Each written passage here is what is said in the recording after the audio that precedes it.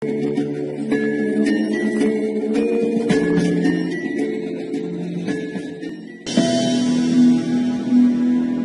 waktunya tiba, Satrio Piningit akan muncul menampakkan jati dirinya. Sosok misterius tersebut bakal naik ke tampuk kekuasaan tertinggi di Indonesia, yang menjadi teladan, harapan, dan mengayomi rakyatnya.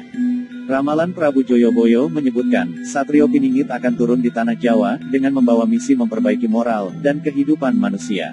Ketika sedang mengalami kemerosotan di berbagai sendi kehidupan, Indonesia berada di titik nol, saat itulah terjadi goro-goro zaman Kalabendu yang mencapai puncaknya. Kedatangan Satrio Piningit ini ditandai dengan berbagai bencana, musibah kecelakaan nasional, bencana alam, seperti gempa bumi, gunung meletus, tanah longsor, tsunami, tanah bergerak, kebakaran hutan, banjir besar, huru-hara, bencana wabah, dan kehancuran sistem tatanan pemerintahan. Selain itu juga terjadi kemerosotan moral, kehancuran budi pekerti, dan hawa nafsu merajalela. Sebelum kita simak videonya sampai selesai, mari berkontribusi membantu perkembangan channel ini. Supaya kami selalu bersemangat dalam menyajikan pembahasan tentang sejarah yang ada di seluruh Indonesia ini.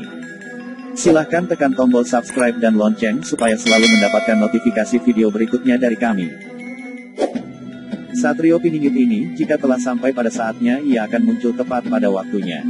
Raden Ngabehi Ronggowarsito, seorang pujangga besar dari Keraton Kasunanan Surakarta Hadiningrat, menuliskan Satrio Piningit adalah anak dewa, yang berwujud manusia. Wujudnya tidak berbeda sebagaimana manusia pada umumnya. Disebutkan, ciri-ciri Satrio Piningit seperti dewa, namun tampil berbadan manusia, berparas seperti Batara Kresna, berwatak seperti Baladewa, dan bersenjata Trisula Weda. Berparas seperti Batara Kresna, berwatak seperti Baladewa, memiliki arti bahwa para Satrio Piningit itu seperti Batara Kresna, yakni tampan, berwibawa. Namun Satria Piningit juga berwatak tegas, seperti Baladewa. Dia juga dikenal sebagai figur yang sakti mandraguna tanpa aji-aji, disebutkan dalam bait 162.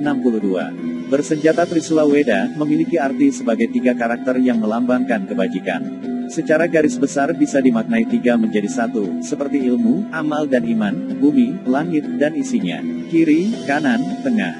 Benar, jejak, dan jujur, atau apapun yang secara filsafat mengandung makna tiga menjadi satu. Hal ini, sesuai dengan derajat dewa, sehingga berkelakuan mulia seperti dewa. Itulah yang dituliskan oleh Raden Ngabehi Ronggowarsito. Satrio Piningit merupakan sosok pemimpin yang merangkum tiga karakter kepemimpinan. Pertama, Satria Bayangkara yaitu sosok pemimpin yang bersikap adil, berjiwa pemaaf terhadap lawan-lawan politiknya, dan mengayomi. Kedua, Satria Panandita merupakan sosok pemimpin yang religius, jujur, adil, tegas, dan pengemban amanah kemaslahatan umat.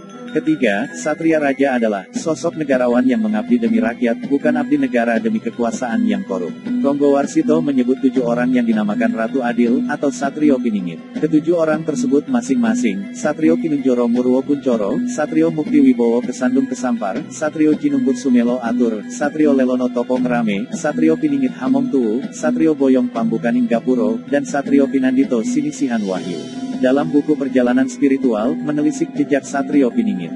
Jalan setapak menuju Nusantara Jaya karya Tribudi Marhen Darmawan, dan Nur Rahmat disebutkan bahwa sosok Satrio Piningit dimiliki oleh semua presiden Indonesia.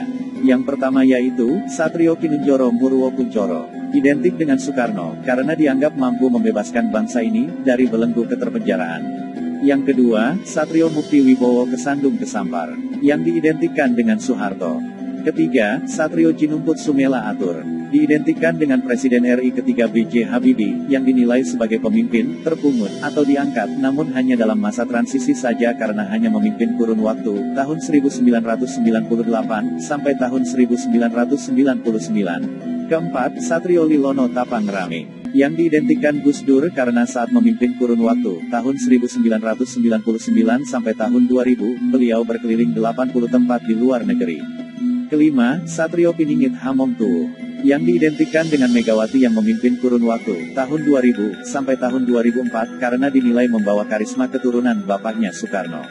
Keenam, Satrio Boyong Pambukaning Gapuro, yang diidentikan dengan Presiden Susilo Bambang Yudhoyono, yang memimpin 2 periode sejak tahun 2004 sampai 2014. Susilo Bambang Yudhoyono, dinilai sebagai pembuka gerbang atau Pambukaning Gapura, untuk menuju Golden Age. Ketujuh adalah sosok Satrio Pinandito Sinisihan Wahyu, yang diidentikan dengan Presiden Jokowi yang memimpin sejak 2014. Menurut kalian sendiri, bagaimana dengan sosok Satrio Piningit ini? Silahkan tinggalkan pendapat kalian di komentar.